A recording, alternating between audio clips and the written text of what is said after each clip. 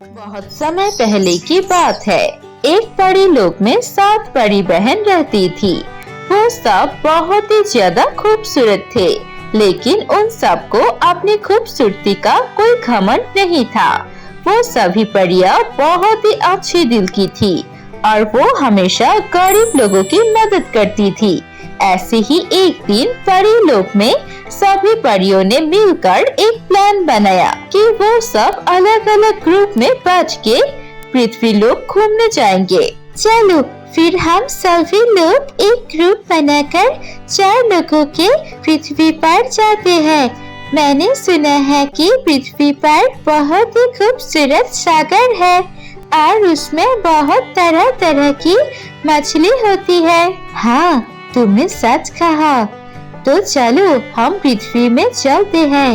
ये कह के 4 परियां उड़ के पृथ्वी पर आती है और एक सागर के किनारे जाकर वो लोग अपनी जादुई शक्ति और जादुई छड़ी को रख के सागर में जाती है और वहाँ पर मजे करने लगती है। दूर से एक डाकू आता है जहाज लेकर। अरे वो देखो ना, वहाँ पर 4 खूबसूरत लड़कियाँ नहा रही है। चलो जाकर उन सबको बंदी बना लेते हैं। ऐसे कह के समुद्री डाकू उन 4 परियों को अपने जहाज में लेकर रस्सी से बांध देता है। मुझे तो आज लॉटरी ही लग गई है। लगता है मैंने इन सबको सिर्फ लड़की समझा था, लेकिन ये 4 तो परी है। अब मैं इन सबको हमेशा अपने पास रख दूंगा। अरे ये क्या हो गया? ये तो हमें हमेशा उसके पास रखने की बात कर रही है। हमारे पास जादुई छड़ी भी नहीं है। अब हम क्या करें? देख डाकू, तू जो हमारे साथ कर रहा है वो बिल्कुल भी अच्छा नहीं कर रहा है। हमें यहाँ से छोड़ दे। हम तुझे कुछ नहीं कहेंगे और अपने परिदेश में वापस चले जाएंगे। मुझे पागल समझती है क्या? परी मुझे पहली बार मिला है, मतलब कि मुझे जैकपॉट मिल गया। अब मैं जिंदगी भर तुम सभी को मेरे साथ ही रखूंगा। दूर आसमान से वो 7 परी बहन जा रही थी और सभी परी उस बंदी 4 परियों को देखती है। अरे देखो देखो, हमारी परी लोग की 4 परियों को कैसे उस डाकू ने बंदी बना के रखा है। चलो उनकी मदद करते हैं। हाँ चलो, उस डाकू को सबक सिखाते हैं। ये कह के 7 परी बहन उस डाकू की जहाज पर जाती है और बोलती है, देख अगर तू अपना भला चाहता है तो अभी इन सब को छोड़ दे और हमें सही सलामत किनारे पर पहुंचा दे। अरे आज से मेरा किस्मत ही खुल गया है। पहले 4 परियां, अब और 7 परियां। मैं तुम सबको भी बंदी बना लूंगा और बेच के बहुत सारे पैसे कमाऊंगा।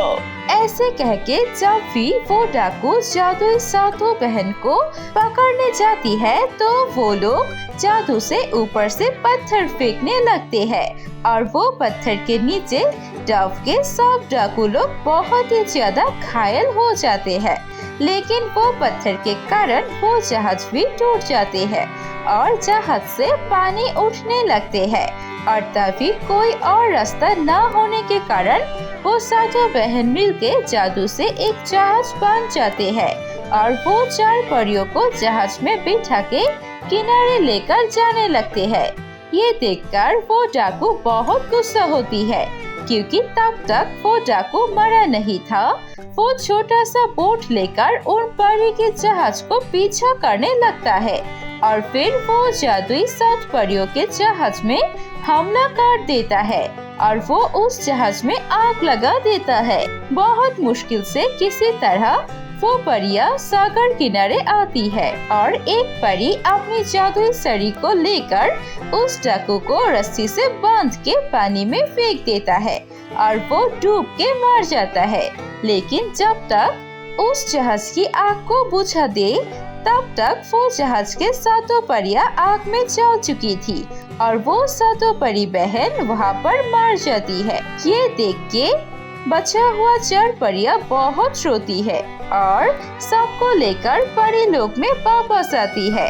ऐसे ही जादुई 7 परियों की मृत्यु हो जाती है। चलो हमें इन सारी परियों की बहादुरी को दिखाते हुए उन सब का एक मूर्ति बनाना चाहिए और नीचे उन सब के बारे में उनकी बहादुरी की कहानी लिखना चाहिए। हाँ, तुमने ठीक कहा, हमें ऐसा करना चाहिए। सभी परियां एक साथ होते हैं और कुछ दिनों में वहाँ पर 7 परी बहन की एक एक मूर्ति बना लेती है और उसके नीचे था उन परियों की बहादुरी की कहानी भी लिखा था।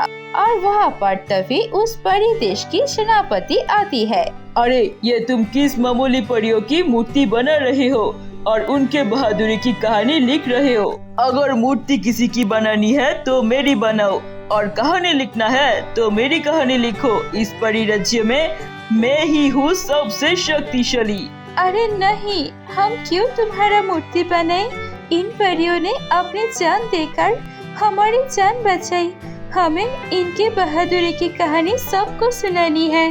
मुझसे बहस मत करो, जो भी मेरी बात नहीं मानेगा मैं उसको बंदी बना लूंगी। और हाँ, सिपाही और सब परी मिलके ये मूर्तियों को तोड़ दो और मेरी मूर्ति बनाओ। बहुत देर तक लड़ाई बात करने के बाद भी वो सेनापति एक भी नहीं सुनता परियों की और उसने परियों को ले जाकर एक बहुत ही भयानक से कोठरी में बंदी बना के रख देते हैं। और कुछ दिन में वो सेनापति की सिपाही और सारे परी मिलके उन 7 बहन की मूर्तियों तोड़ने लगती है और वहाँ पर सेनापति खुद की मूर्ति बनाती है और नीचे झूठी बहादुरी की कहानी लिखते हैं। और कुछ परियां ये देखकर बहुत ही नाखुश थी और उसे इसलिए वो लोग अपनी परी राज्यों की रानी परी के पास जाती है और ये सब कुछ खोलकर बताती है।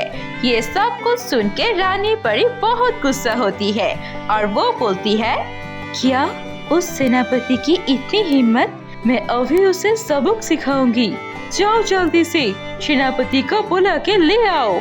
और फिर कुछ परियां जाके सेनापति परी को बुला कर लेती है और फिर रानी बोलती है, सेनापति, तुम सेनापति कहने की लायक नहीं हो।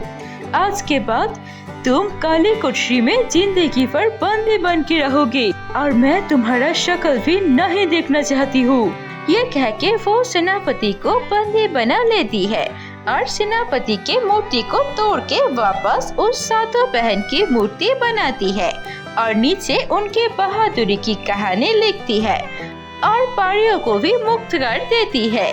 और फिर वो सभी लोग खुशी खुशी परी राज्य में रहने लगते हैं। तो दोस्तों, आपको ये कहानी कैसे लगी हमें कमेंट करके जरूर बताएं और हमारे चैनल को सब्सक्राइब करना मत भूलिए। फिर मिलेंगे अगले वीडियो पर।